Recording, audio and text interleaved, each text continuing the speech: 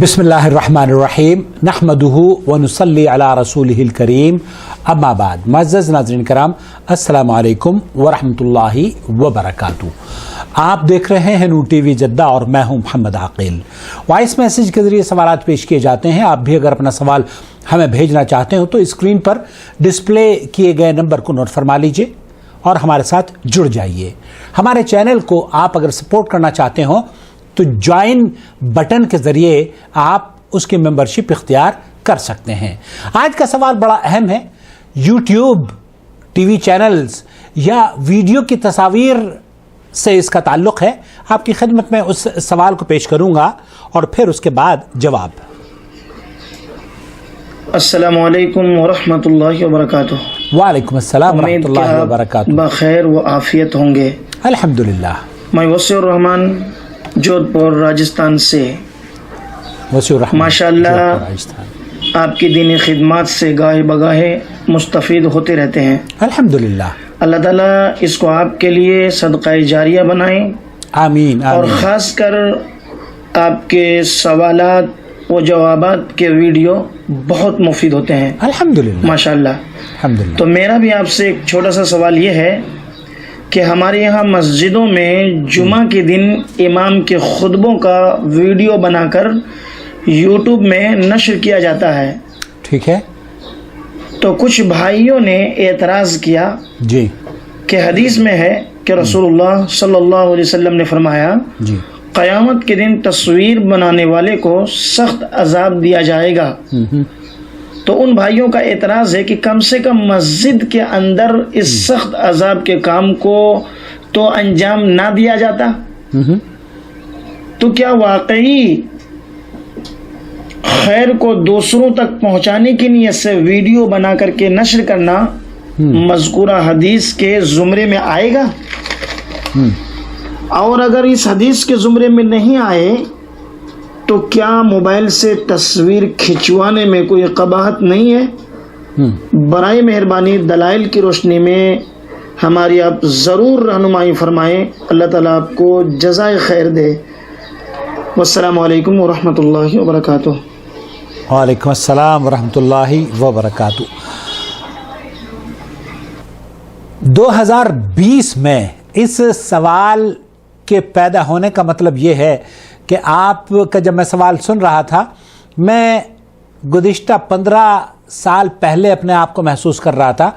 उस दौर में चला गया था जबकि मैं नूर टीवी चैनल के लिए जद्दोजहद कर रहा था। मेरा एक ड्रीम या एक मेरी ख्वाहिश थी कि मैं एक टीवी चैनल लॉन्च करूं, और जिसके लिए मैंने जब जद्दोजहद का आगाज़ किया तो मुझे जहां बहुत से मराहिल से गुजरना पड़ा, बहुत सी दुश्वारियों का मुझे सामना करना पड़ा, उन दुश्वारियों में से एक बहुत बड़ी दुश्वारी ये वजह रही जो कि आज आपने इस सवाल में सुनी है। अक्सर अहले इल्म का मौक़िफ़ ये था कि जनाब ये जो टीवी की नशरियात हैं, ये जो वीडियो की नशरियात हैं और मुहावरात और टीवी चैनल्स के ज़रिए जो दीनी दुरूस की नशर व इशाअत का सिलसिला है, ये जायज़ नहीं है। इसलिए जायज़ नहीं है क्योंकि ये तस्वीर के हुक्म में है, और ये वजह, बुनियादी वजह बनी रही मेरे इस मिशन के, मैं समझता हूं कि फेलियर की। मैं बहरहाल हिम्मत नहीं हारा, मैंने अपनी कोशिश जारी रखी। और आपको ये जानकर बड़ी हैरत होगी कि इस दौर में हमारी जमात के अगर उलमा का तबसरा या उनकी एक तहकीक की जाए कि कितने उलमा हैं जो कि दावत व तबलीग के सिलसिले में वीडियो का इस्तेमाल कर रहे हैं, तो उनमें सबसे पहले नंबर मेरे ख्याल से फजीलत शेख तौसीफुर रहमान राशिदी का जाएगा, जो कि जिनकी वीडियोस हर टॉपिक पर आपको मिल जाएंगी।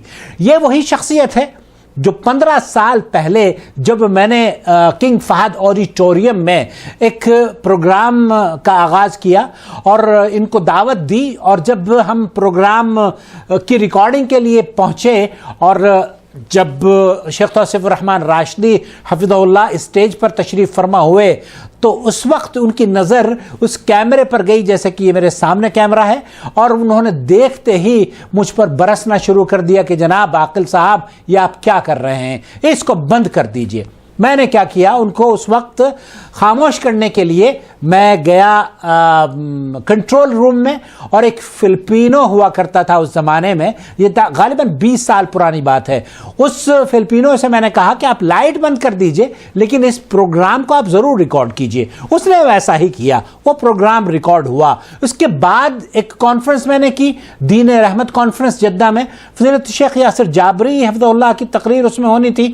وہاں بھی یہی مسئلہ ہوا میرے ساتھ کہ لوگوں نے میرے خلاف باقاعدہ طور پر ایک اتحاد بنا لیا, ایک محاذ بنا لیا, اور کہا کہ عاقل صاحب, تو میں نے کیا کر دیا تھا کہ خواتین میں بھی میں لائیو اپنے لیکچرز دکھایا کرتا تھا.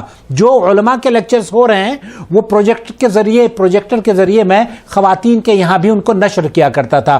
تو لوگوں نے اس سلسلے میں بھی میرے خلاف محاذ کھڑا کر دیا اور کہا کہ جناب یہ وہی تصویر ہے جس تصویر کے بارے میں اللہ کے رسول صلی اللہ علیہ وسلم نے فرمایا ہے کہ اسے عذاب دیا جائے گا. یہ اصل میں جس طرح کی ذہنیت ان علماء کرام کی تھی, آپ اندازہ کیجئے آج سب سے زیادہ جو تقریریں موجود ہیں یوٹیوب پر وہ انہی علماء کرام کی ہیں جو کہ پہلے اسے حرام قرار دیتے تھے, کیونکہ اس حدیث کا معنی اور مفہوم شاید یہ نہیں سمجھ پائے تھے کہ یہ وہ حدیث, اس کا انطلاق اس کیمرے کی عکاسی پر نہیں ہوتا جس کو آپ تصویر گردان رہے ہیں. یہ تصویر کا وہ رخ نہیں ہے جس کے بارے میں اللہ کے رسول صلی اللہ علیہ وسلم نے فرمایا ہے کہ یہ حرام ہے. اگر یہ حرام ہے تو پھر آپ کو اس بات کی اجازت کس نے دی کہ آپ پاسپورٹ کے لیے اسے استعمال کروائیں؟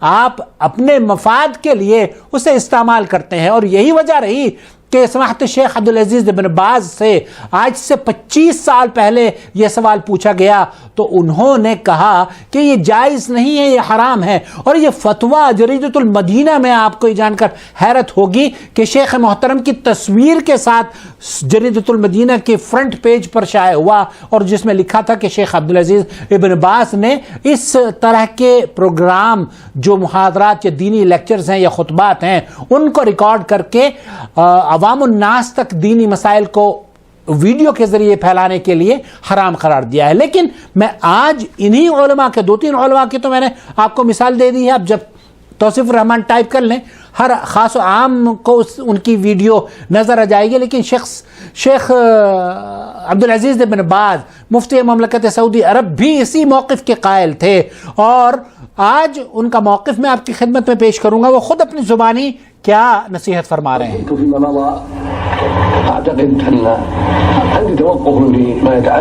كنت في المضى, جب ماضی کی بات کر رہے ہیں شیخ عبدالعزیز بن باز مفتی مملکت سعودی عرب, کہ میرا بھی رجحان یہی تھا جیسے عام آدمیوں کا ہوتا ہے کہ اس کی خیر نہیں ہے, یہ تصویر کا وہ جز ہے یا وہ حصہ ہے جس کے اوپر عذاب دیا جائے گا, اور اس کے نفع سے زیادہ اس کا نقصان ہے.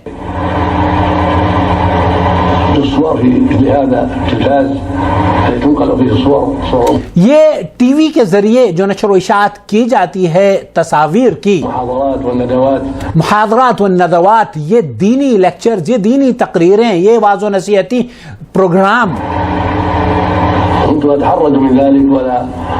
كنت اتحرج من ذلك. شیخ یہ فرما رہے ہیں کہ میں اس کے بارے میں ان کی مخالفت کیا کرتا تھا, ان کو کہا کرتا تھا کہ درست نہیں ہے. جیسے کہ آپ کی مسجد میں کہا جا رہا ہے کہ یوٹیوب پر خطبے کو نشر نہ کیا جائے, اور یہ وہ جگہ نہیں ہے جہاں سے آپ اس طرح کے حرام کام کو یا گناہ کے کام کو انجام دے. حالانکہ یہ لوگ آنکھیں کھول کے دیکھتے ہیں کہ حرمین شریفین میں یا ہر بازار اور ہر دروازے پر آج اس کی ضرورت موجود ہے, اس کی ضرورت محسوس کی جا رہی ہے کہ آپ کے دروازے پر اگر کیمرے لگے ہوئے ہیں, آپ کی گلیوں میں اگر کیمرے لگے ہوئے ہیں, تو وہ آپ کے وہ محفلیں اور وہ جرائم کو کنٹرول کرنے کا بھی یہ ایک سبب بن رہی ہے.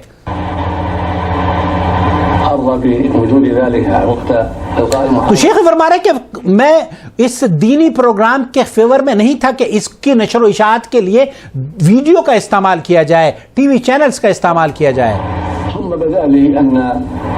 أخذ ذلك للمصلحة العامة للمسلمين. لیکن اس کے بعد مجھ پر یہ انکشاف ہوا, یہ بات واضح ہو گئی, میری تحقیق نے مجھ کو یہ بتایا کہ اس سے فائدے بہت ہیں. اور یہی سوال کا جواب شیخ توصیف الرحمن راشدی نے جب پاکستان میں تھے وہ اور کیو ٹی وی پر نشریات کو انہوں نے دیکھا تو میں نے ان سے پوچھا کہ مولانا آپ آج سے پہلے تو اس کی حرمت کا فتویٰ دیا کرتے تھے, آج آپ کو کیا ہوا؟ انہوں نے کہا کہ مجھے یہ اندازہ ہوا کہ اس کے فائدے اس کے نقصانات سے بہت زیادہ ہیں, اس لیے اس کا استعمال کرنا بے حد ضروری ہے. لوگوں کا ان دینی پروگرام سے, دینی تقاریر سے, خطبات سے, حرم مکی کے خطبے سے, مسجد نبوی کے خطبے سے لوگوں کے فائدے کو اگر آپ نظر انداز نہیں کریں گے اور اس کی اہمیت کو جانیں گے تو یقین جانیے ان کا فائدہ بہت اہم ہے اور بہت ضروری ہے اور بڑے وسیع پیمانے پر ان سے لوگ مستفید ہو رہے ہیں. التي تلقى في وسط التلفاز أنها يعم نفعها أكثر, فإذا جاز التصوير للتابعية ونحوها وهي مصلحة فردية. جب ہم ایک مصلحت کی بات کرتے ہیں انفرادی طور پر, پاسپورٹ کے لیے, آئیڈینٹیفیکیشن کے لیے, آدھار کارڈ کے لیے ہم سب بنواتے ہیں, تو یہ کس لیے؟ ہماری مصلحت کے لیے, کیونکہ ہماری مصلحت اس میں پوشیدہ ہے. شیخ فرما رہے ہیں کہ مجتمع کی جو مصلحت ہے, جو کمیونٹی کی جو مصلحت ہے, جو معاشرے کی جو مصلحت ہے, یہ مسلمانوں کی جو مصلحت ہے, یہ زیادہ اہم ہے. شخصی مصلحت پر فوقیت اس کو دی جانی چاہیے. حاجت فردیہ, یہ ایک انسان کی ضرورت کی بات ہے, یہاں سماج کی ضرورت کی بات ہے.